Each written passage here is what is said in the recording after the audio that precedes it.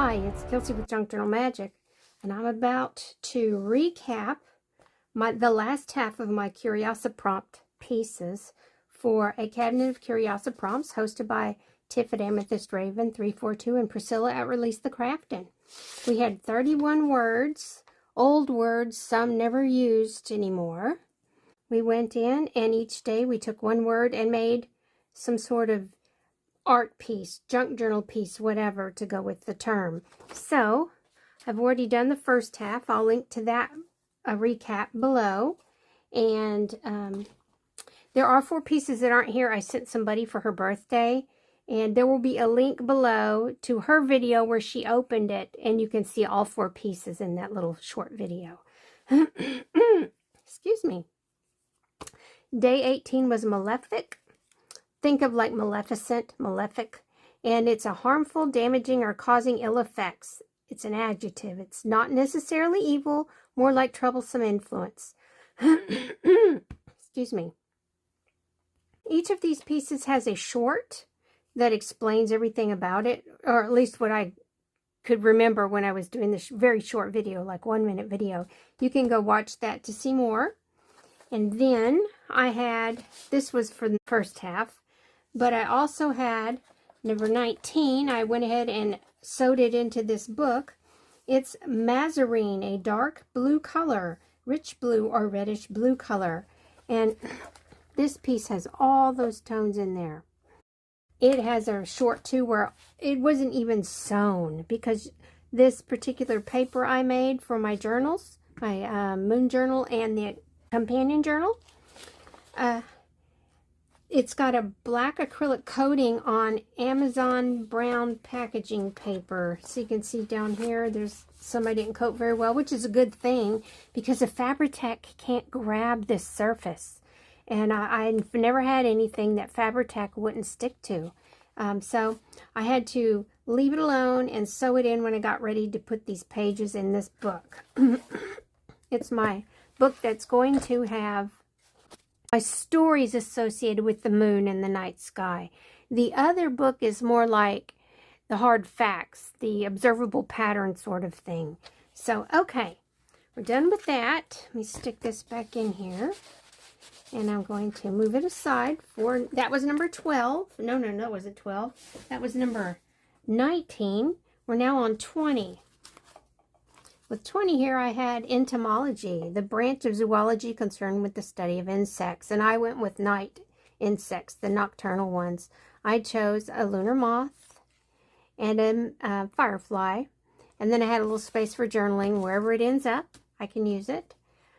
Number 21, I switched with 17. I explained that last time. 17 was fervent, and 21 was lunation. I wanted to use lunation on the full moon, or the new moon. 21 is now fervent in my little stack, and it's about an exoplanet. It's an adjective having or displaying a passionate intensity, hot, burning, or glowing. And this is thought by astrologist, according to AI, which did the search online through Google for me, this would be the most likely fervent planet, and I kept that information on the back. Then I had number 22, Pentagruelian, an adjective for enormous, and I went with Bigfoot. There's a little something right there, and it's just a journaling card. I'm going to have a section on Bigfoot in my stories just because there's a reason why, and I'll get back to that in my book. Now, that was 22. This is 27 because I sent 23, 24, 25, and 26 to my friend as a gift.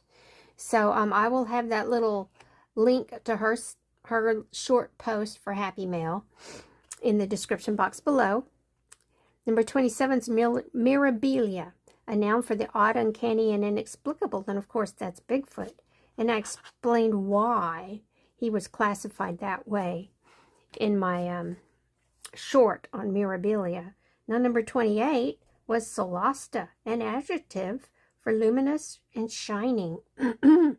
Excuse me. I had some creamer and some coffee, and now I'm choking to death. I knew I shouldn't use that creamer. Creamer makes me do that. So, solasta is for luminous in this card because my moon is luminous, and it's the full moon. And it was the night of the full moon, which was the next day. I think that's how it went. Anyway, I went ahead, and this is all Distress Oxide and ink. And I played with that watercolor technique down here with the flowers, and it's just supposed to be fun. I love it. I have actually 2 of these. Love them to death. And I made a short process tutorial and I sped it up where you could watch it quickly. You don't have to have me tell you to pick up your ink pad and dab it on your stamp. You can see I'm doing that. This template for the moon, the link is in that video. So that was 28. 29 was epistolary, relating to letters or writings. So I made some wax seals. Most of them are like, this is a scene with forest, pine trees, a few peaks, and then the moon. And then I had a compass because, you know, hey, when you're looking up at the night sky, it used to be so you could travel. Yes, you used to use that as your compass. And then I also did a Bigfoot because I had to. Bigfoot's my token weird thing, so yeah. Just ignore me. But I made a bunch of those, and I have a process tutorial on that, how to make those with wax seals. And then I had 30 russet, a noun for reddish brown, autumnal, and cozy. And of course, I couldn't not do Bigfoot for that one too. So I have these little dies, which I have the information for them in that video.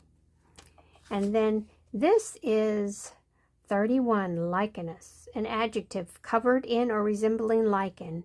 Now this very large stone head on Easter Island has lichen on him. And I wanted something about Easter Island in my stories companion journal. And this is going to go in there. It will either be a little journaling card where I can stick him up in a pocket and he can move in and out for fun, because hey, we like fun with junk journaling. Or I can use it as a tuck and glue down here and stick him somewhere where he can hold things in. So yeah, that's it. That was it for the rest of my Curiosiprompts.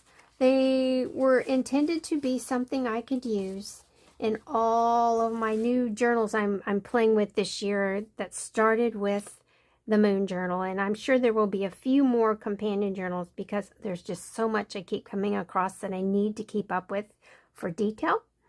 And yeah, that's it. If you'd like to look at these, I will have a link to the playlist in the description box below, and you can click on whichever one you like. Most of them show you the object I made.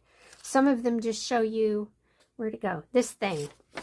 So I'm sorry about that. I cannot choose the image they show you for the thumbnail. AI does that. There's nothing I can do about that. So thanks a lot.